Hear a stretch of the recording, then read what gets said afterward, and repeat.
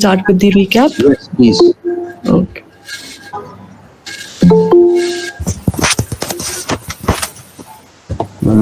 Am I audible?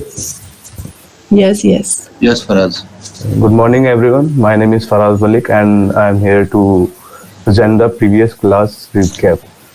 So, basically, in the previous class, we discussed about the heuristics, the judgments we make about others based on gender. And sir gave us an example of that girls are not meant for mathematics.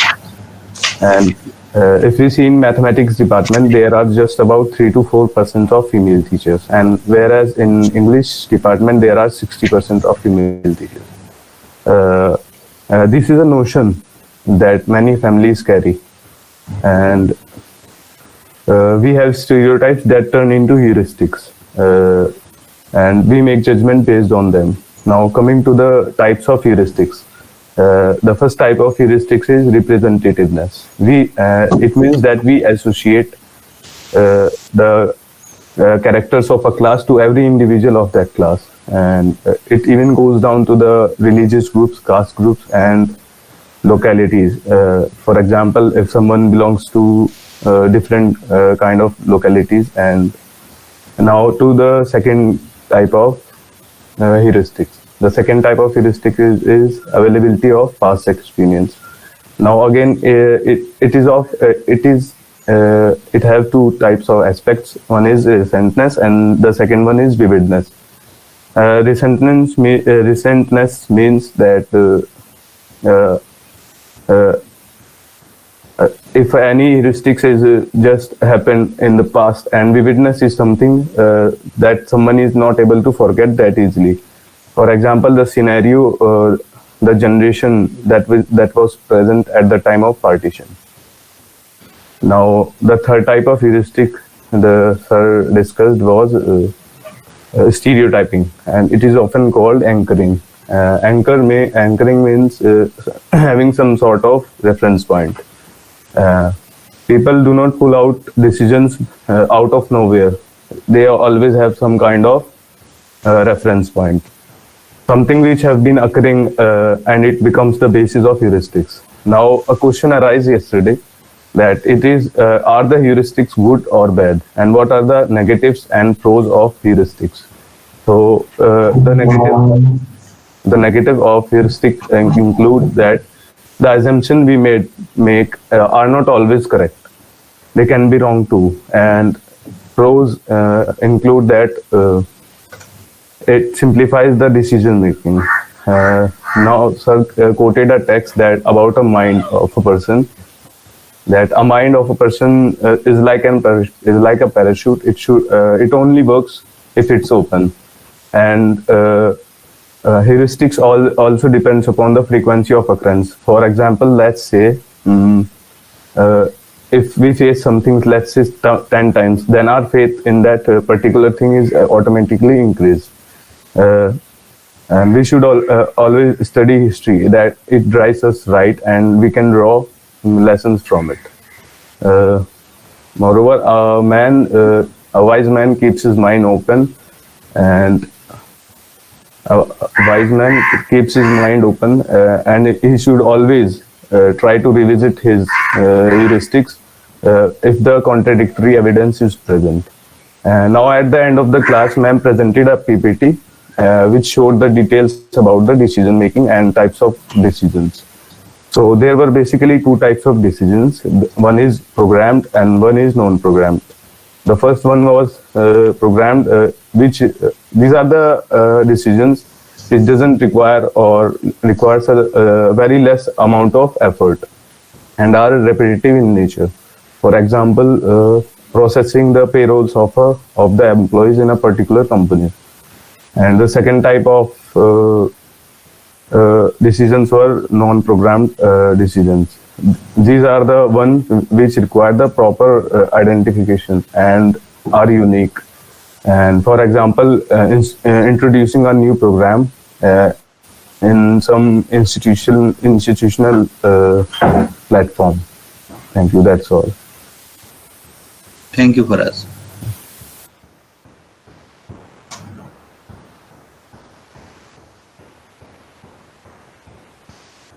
Who is next? Yes, Razeen. Good morning, everyone. Hello, am I audible? Yes, Razeen. So, I'm Razeen Ahmed, and I'm here to present the recap of previous class of concepts of management. Yesterday, we discussed about heuristics, and we concluded the discussion. Everyone have heuristics, but we make judgment about others that may be based on several aspects like gender. For example, some people believe that mathematics is not meant for girls, and we can see that there are few female teachers in mathematics department as compared to English department, where there are more than 60% of female teachers. Now the question is, what are specific heuristics? The first one is representativeness. We associate characteristics of certain class on all the members of that class. For example, people in Aligarh often judge people based on the regions they come from. For example, we can say that people of UP are like that, and West UP and East UP are like that. So these are some examples of representativeness where we can represent the whole class based on some incident we are dealt with. The second heuristics is past experience. It is that people make judgments regarding the experience they had with something or someone. For example, girls are more trustworthy than boys. This can be thought by someone, and this thing can be based on some bad experience with a boy or someone. So the third heuristics is anchoring, which is often based on past experience but is coined with a different name. Anchoring can be explained in a way that decisions can't be pulled out from air, but they instead have a reference point, and that reference point is called an anchor. Now the question arises that is it good to have heuristics? What are its positive and negative aspects? One of our classmates gave example of history, which guides us, which gave us some guidelines not to repeat past mistakes. So, friends, if we made a judgment based on heuristics and we encounter contradictory experience, also we must revisit our decision and overall make a judgment based on all circumstances. This could be a good way. This approach is often called devil's approach, as a devil is who always questions everything. We must have an open mind to that if we encounter contradictory evidence of heuristics, we can modify our judgment. The biggest advantage of heuristics is it simplifies the decision-making process. If the frequency of occurrence of heuristics is high, it makes our belief strong in that heuristics. So after that, we discussed about the decision-making process, in which we were told that management is primarily a decision-making process. So when do we take a decision? It is when either we have a problem or an opportunity. It is our duty to convert a problem into an opportunity. Sir gave an example of the vice chancellor yesterday, how he turned his problem to an opportunity, and it was like that. So after that, we discussed the types of managerial decisions that are programmed and non-programmed. Programmed decisions are routine matters. They are 80 to 90% decisions are routine in an organization. Non-programmed decisions are unusual, unstructural situations we have to deal with. That's all. Thank you. Thank you, Razeen and Faraz. So, Zareen ma'am? Ji sir. Would you like to comment on the presentations? So both the presentations were good. I think Razeen covered more content, and he was a little more content rich as compared to Faraz. And Faraz, you performed well, and it seems, of course, we all are nervous. You can see today how nervous I would be. So everybody is nervous when they are present, and of course when you will keep presenting, when you will practice more, I'm sure you will feel less nervous. And like Sir says, it is a good sign to be nervous, because people should not also be overconfident all the time. So I'm sure you will you will be more confident next time when you will present. Thank you. And Razeen, you took your time, you were content rich, and you also have a good command over language. Faraz, you also have good command over language. So that way you both were good. And I'm sure sir have more to add to it. I think both of them spoke with understanding. That is the good part of it. So they were not trying to sort of present it as a kind of rote learning. So that was the good part. But now the next challenge that they have is what Dr. Zareen was pointing out, that you have to be more fluent in your delivery. Your presentation was moving in a halting manner, and there were fillers in between, in both of you.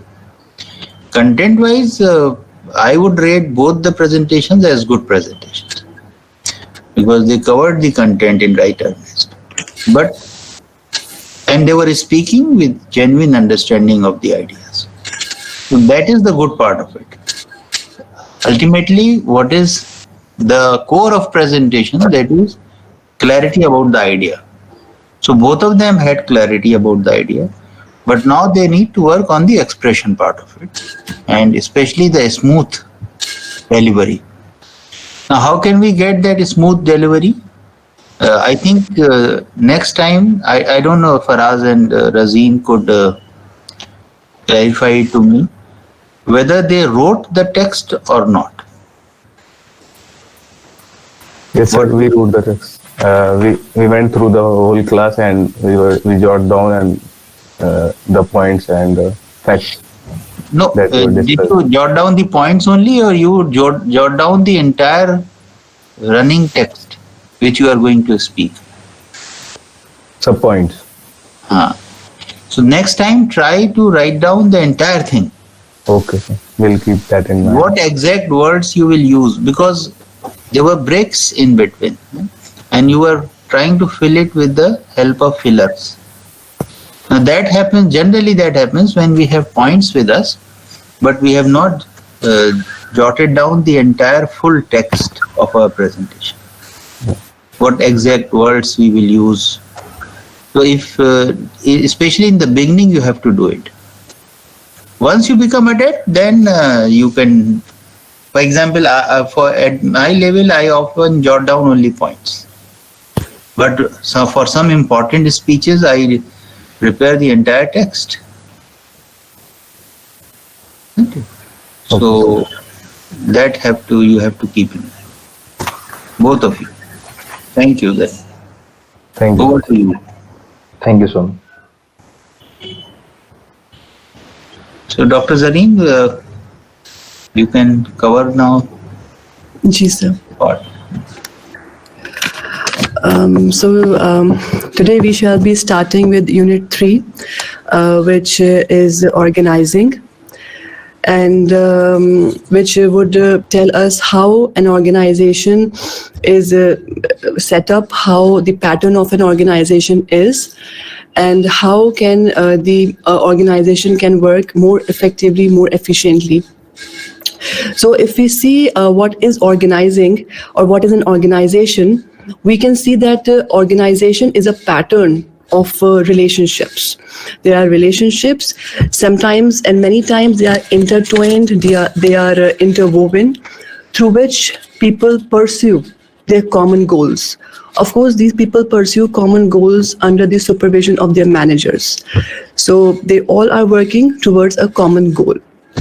These goals are attained, are extracted, are the product of decision-making processes, which sir introduced to you these processes in Unit 2.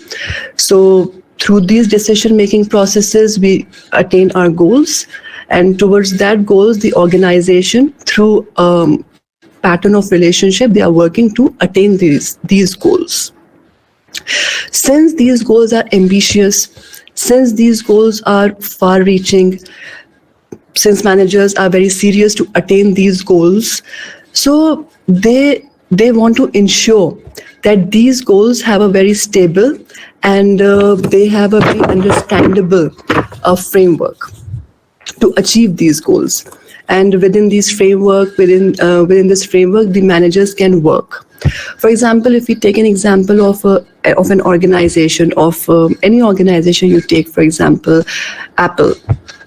So Apple decides, of course, on a pattern of working relationships that would help its employees to capitalize what they know and what they have learned in the past. So this is how organizing is important. And of course, organizing plays a very important role in the implementation of plans, because more we will be organized, more we will be able to achieve our plans, more effectively we would be able to achieve our plans. And we are supposed to coordinate the human efforts and resources. For example, human efforts are there, how much people are putting in their efforts, how creative they are, how dedicated, how committed they are. And at the same time, resources are assembled. For example, for operation purposes, for different purposes, resources are assembled, and these two are integrated. Human efforts and resources are integrated, and also they are coordinated. So we can say that organizing is a process where plans are implemented. Plans are implemented. How they are implemented? By clarifying the jobs, by clarifying the tasks, and working relationships. And for what they are implemented, they are implemented to attain results, for effectively gaining the goals. And a usual way to depict an organization is an organization chart, which I would present to you once I finish with a few points. I'll also show you the organizational chart. Now, there are 4 building blocks of organization. So may I also present? So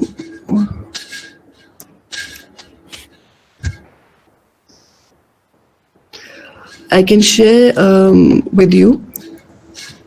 Please go ahead. Okay, sir. Thank you.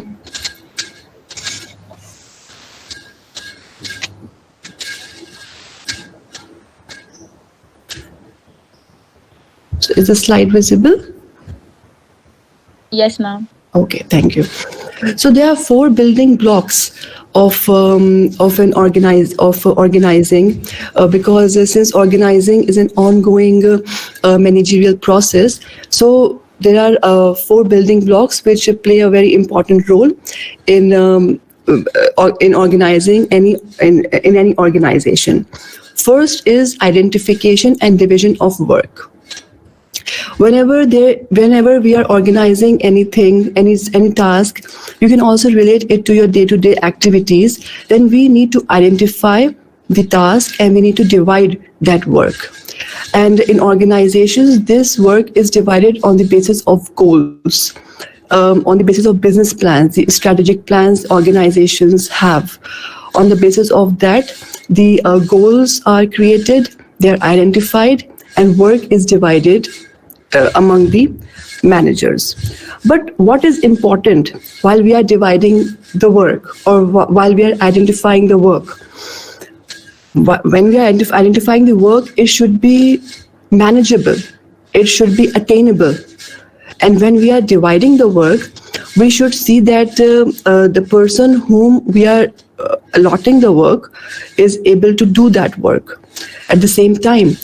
And we should also keep in mind that the duplication of work should not happen. For example, if we are handling any finance activity and we give same task to 2 employees, to employee A and employee B, to maybe handle accounts.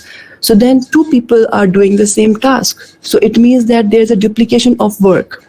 Maybe employee B can do another task. in the meanwhile. So the duplication should be avoided, and two workers may not be given the same task as long as one employee can handle it. And division of work also helps in spreading the workload, in handling the workload among the employees. So this is how this is important, to identify the work and divide the work among the employees. Then the second building block is grouping of employees and tasks, which we call as departmentalization. How do we group employees and how do we group tasks?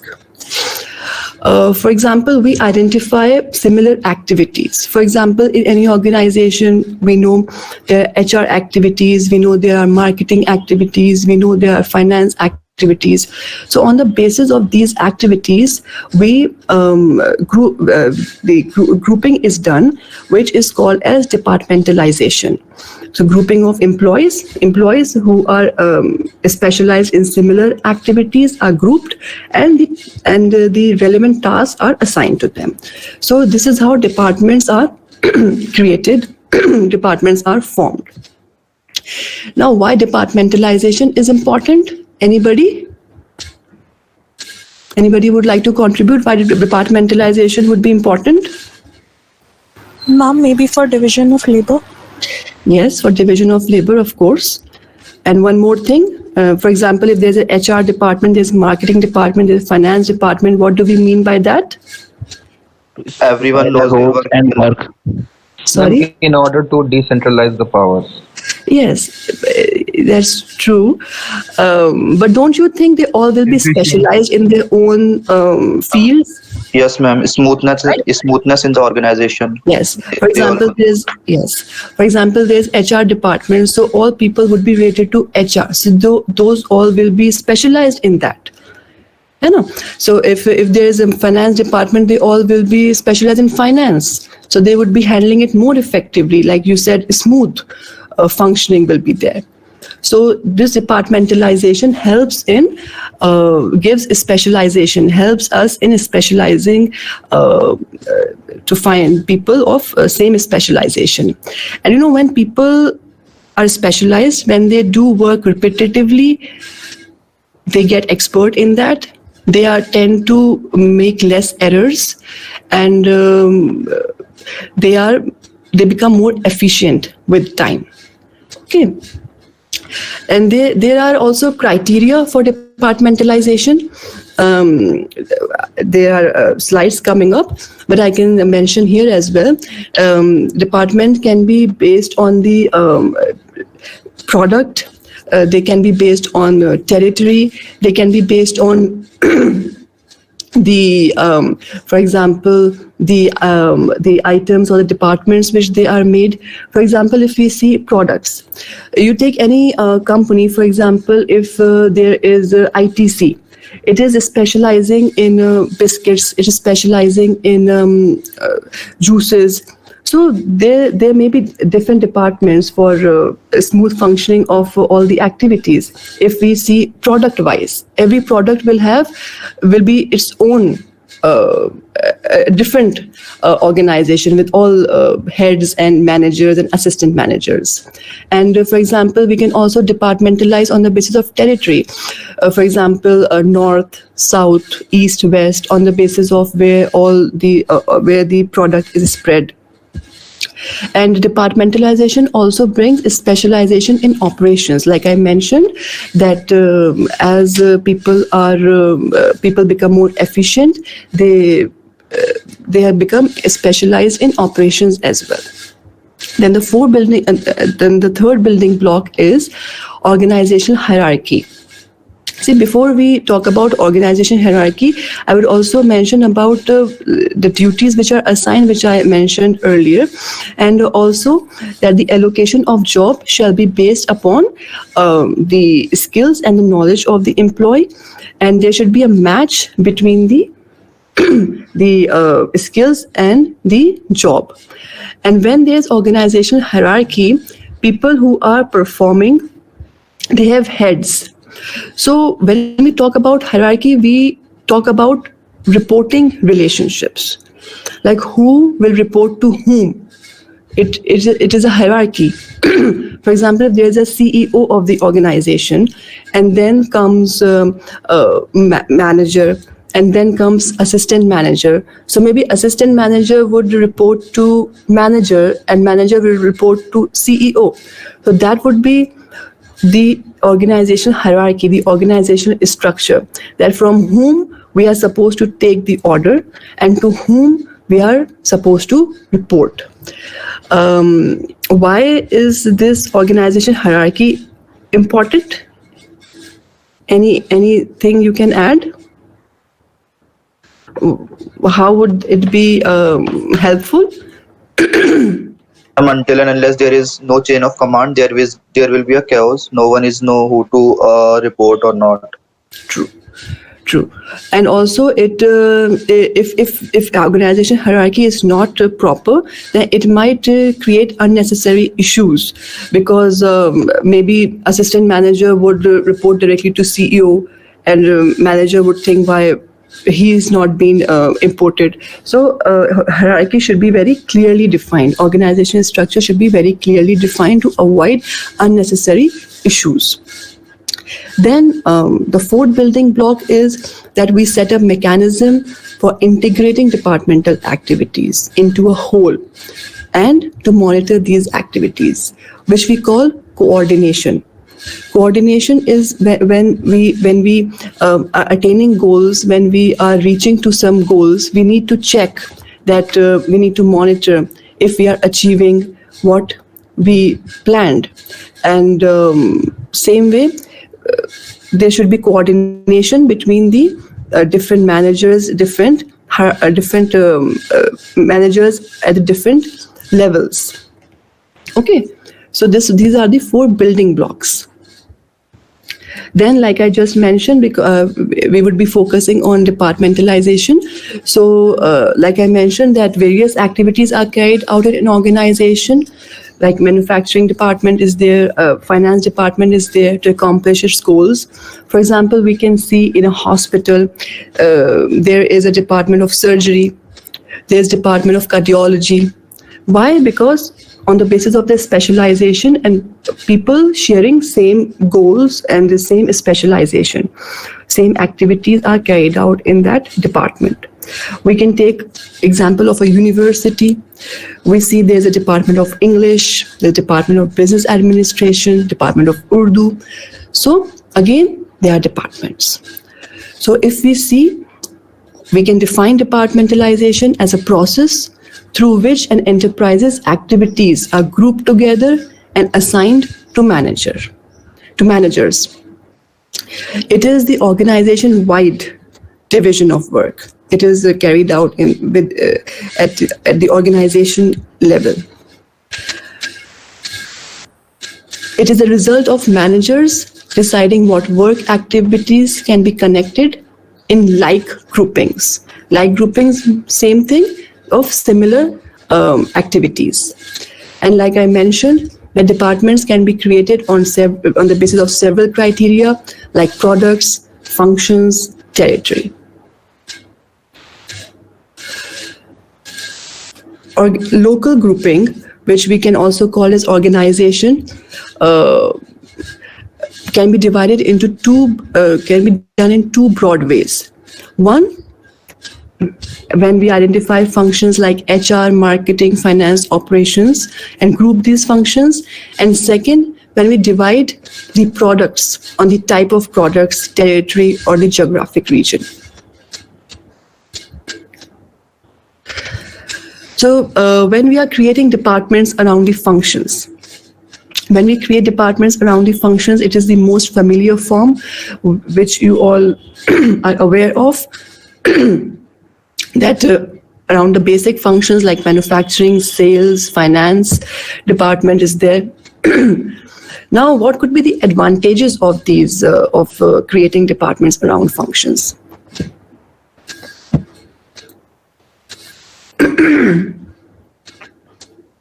Ma'am, Yes? datas related to different departments are in one specific place, and these can be used for integration of data later on. Okay. Okay. So you mean to say that we can integrate similar information at one place? Yes, ma'am. Okay. What else do you think? That what could be the advantages of departmentalization? People are We know that specialized in a they're particular job, and they Okay. know each other's job as well. Yes, yes. Very good. Who is this? Because I'm not able to see the screen, the Google Meet screen. Ma'am, people are specialized in a particular function, and they know Yes. each other's job as well. Yes, yes. I'm asking, may I know your Kamran. name? Kamran. Kamran Ali. Okay, okay. You are right, because it promotes specialization, right? And it helps in efficient function. Anything else you would like to add? ma'am, we know where we have to find the specialized person Okay, okay. when different departments are made. Okay, what is your name, please? Kanishka Okay. Sharma. Okay, what about this? For example, in department, there would be one head, one manager, whatever hierarchy they are following. So there would be head, manager, assistant managers, their assistants. So in this light, can you also tell what could be the advantages? Do you think if when there will be one, yes? Do you think when there will be one CEO or one head, do you think he would be able to have a tight control on the whole process, on his on the whole chain of hierarchy? Because he's able to supervise everything when there is one manager, one head. Okay. So we can see the advantages here, where we see that managers functionally specialized, like Kamran, you mentioned, they are functionally specialized and therefore they are more efficient. Since they are repeating their job, they become expert, they tend to make less errors. Then there is less duplication of effort than in other types of organization, because work is very clearly defined. There is increased returns to scale, and this is a simple process which has been proven over time, and it facilitates the CEO or the head of the department to have a good overview of the activities, to have a tight control. And of course, it simplifies training because everybody is of the same field, and they are able to train each other because they all are working on a similar pattern. But at the same time, there are disadvantages also. Disadvantages is that the whole responsibility comes on the chief executive or the head only, because he is the one who is taking care of everything.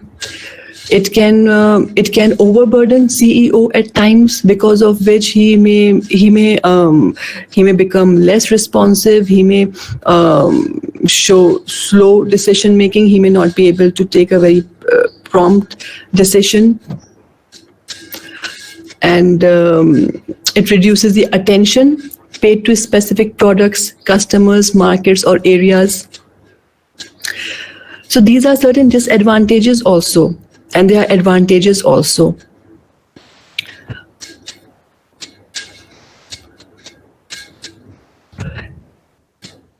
Yes, ma'am. And this was the organizational chart I was talking about, where there's a CEO, HR manager, marketing manager, finance manager. There could be operation manager and other managers working under these. There could be more managers working under assistant managers. So this is a kind of a hierarchy which is followed. Now, when departments are created around the products, this was when earlier it was departments created around the functions. Now, when departments are created around the products, like I mentioned, earlier, this structure involves organizing on the basis of companies' products or each family of products. For example, if we take ITC or we take Britannia, these companies are making many products. For example, ITC manufactures juices, chips, cookies, even asli ghee. So there are there are so many products, and each product is as if it's an individual company. It's a self-contained company, because each product is paid attention to, individual attention, and it has each product has its head, its marketing section, marketing department, HR department. So each product is paid equal attention to. Each has control of all or most of the resources it needs to create, produce, and supply its product or products. Now, this also have certain advantages or disadvantages. When we are creating products, we are creating departments around the products. Certain advantages is that because since each product has a unique need, each product is unique and they have a unique need, so each product can get the right kind of attention. It will not be that a person who is dealing with chips may also be dealing with asli ghee or juices, because maybe juice require a different kind of marketing, different kind of attention, and chips or maybe cookies may require different kind of attention, different kind of creativity. So in this, since every product has a unique need, so each product's unique need is addressed. And anything you would like to add before I say? Ma'am, I need to ask this, Ma'am, it that will are you provide a- changing the slides? Yes, I'm changing the slides. Are you not able to see? No, ma'am. It is Oh. showing on advantage and disadvantage of functional department. Acha, acha. I have changed. Is it with everyone? No, ma'am, we can see. Ma'am Maybe for आपका अस थोड़ा internet creating slow होगा. Departments around products हाँ, थोड़ा सा शायद आपका internet slow हो, तो देखो अब आई. Okay, okay, ma'am. Acha.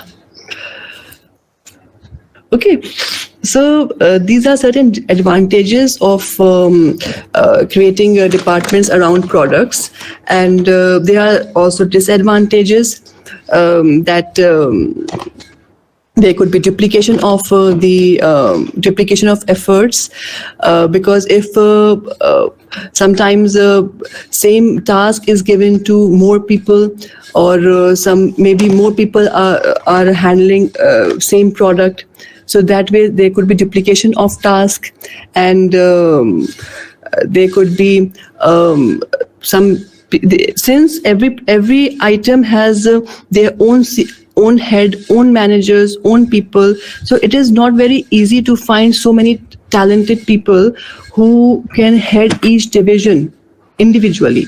It is a difficult job to find them, to train them, to head each product. So this is also a disadvantage, and since all division heads also needs to do coordinating, so the top manager may lose their control.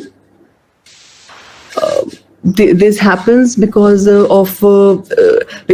when a team is working on the products, they may not be all the time able to report their head. So these are the disadvantages. And sir, would you like to add anything, sir? No, you please finish the part of matrix also, then maybe I'll add something. Okay, but sir, because of the time limit, I have planned till here for today. चल, ठीक है, then I'll contribute later. Okay, sir. This was the last slide for today.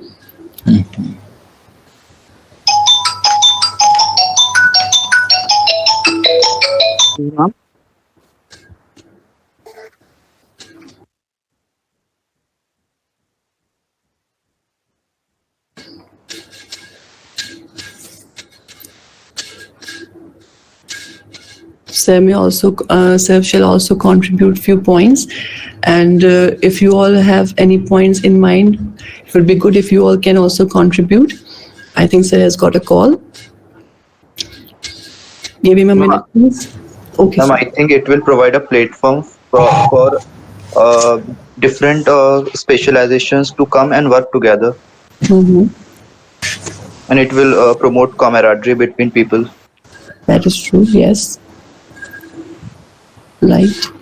Ma'am, what if the Ma'am, I think Talha can speak. He wants to ask some questions from the very beginning. I think Sir also have to contribute. Once he contributes, then if you have any query, you can ask. I was just thinking, why not think in terms of our own department? See, we have programs like hospital administration, Islamic banking, and finance.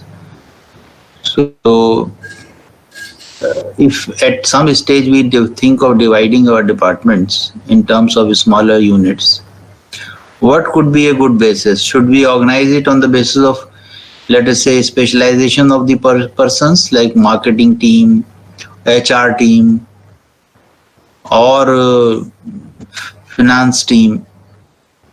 Or could it be like this, that we have Department of International Business, we have Department of Islamic banking, we have Department of hospital administration? What could be the better method?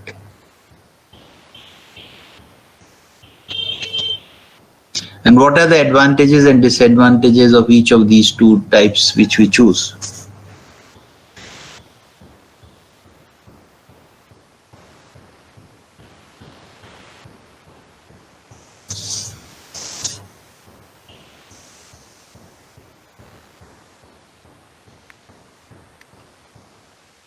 Sir, if you base it around various subjects like international business and for mains you have different, or for hospital administration you have a different department, then you'll be increasing your cost exponentially.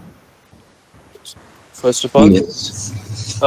at the same time, as ma'am said, you'll not be able to find quality employees for for multiple roles over and over again. So that will again be a problem for you.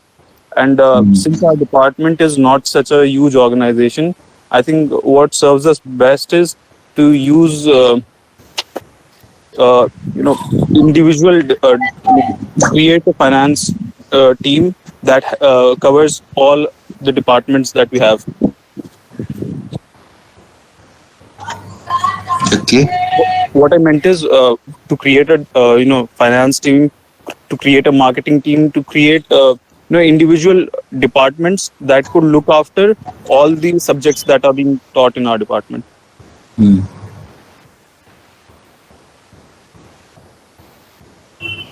Any other input from anyone? Like Talha makes this point that it would not be a good use of the resources. That's the first point he makes. It would be, you may not be able to get good professors in all the teams. Is that the point, Talha, you are making? Yes, sir. So his recommendation is that maybe, and he makes another point regarding the size. So if you have sufficient size, then only you think of creating a unit around products. Fair enough, fair enough. You have a valid point. Any other input from anyone?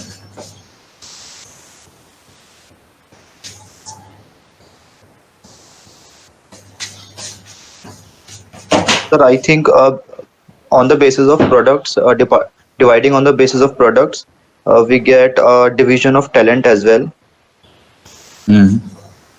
so that so that all the talent doesn't go into a specific specialization. Okay.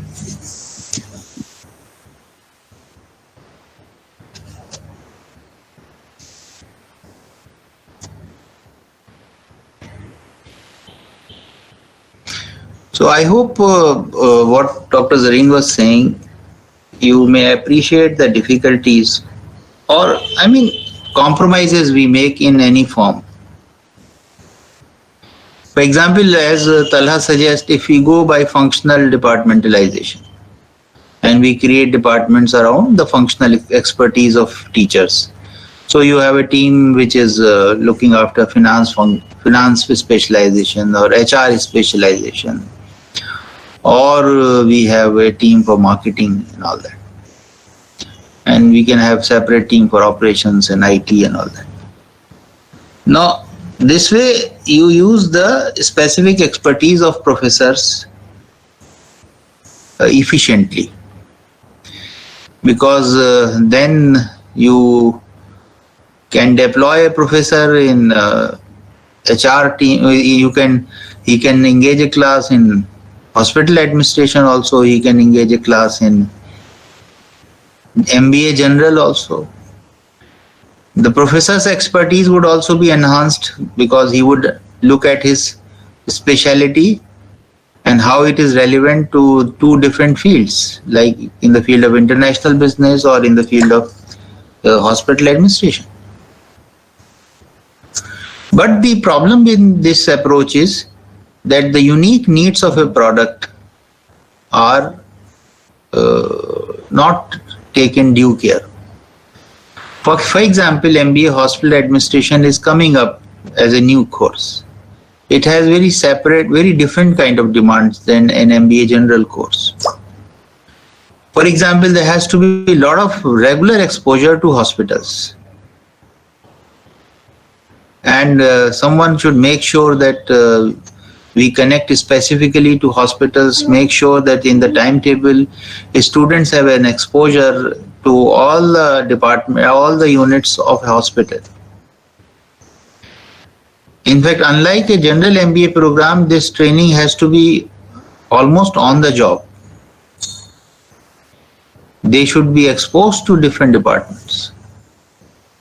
Be it, let us say, food and beverage section of a hospital, or be it the inventory section of a hospital, or be it the regular clinical services of the hospital. Housekeeping is a very important aspect of a hospital. So a student should know about it. And the unique needs have to be taken care of. But generally, when you have a functional based specialization based departmentalization, generally unique needs of the products are not taken due care. So that is what I think Dr. Zareen was trying to emphasize, that when you have such unique products, that they require some special attention. For example, sometime, in the early part of my career, we visited a company called Mohan Meekins. Now they were making liquor and they were into food products also. General food products like cornflakes. They had a apple juice also. Now selling liquor versus selling these food products, that's a very different ball game. Now if you organize on the basis of functional speciality, unique needs will not be taken care of.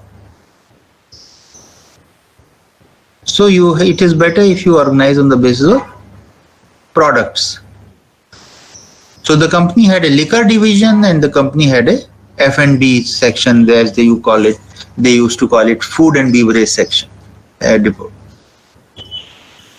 Because they realized that these two group of products require separate attention.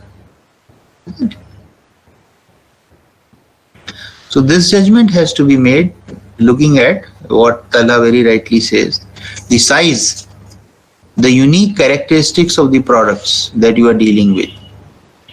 If a general team can take care of it, fair enough. But if you feel that you need a specialized team, it is better to go for product-based divisionalization.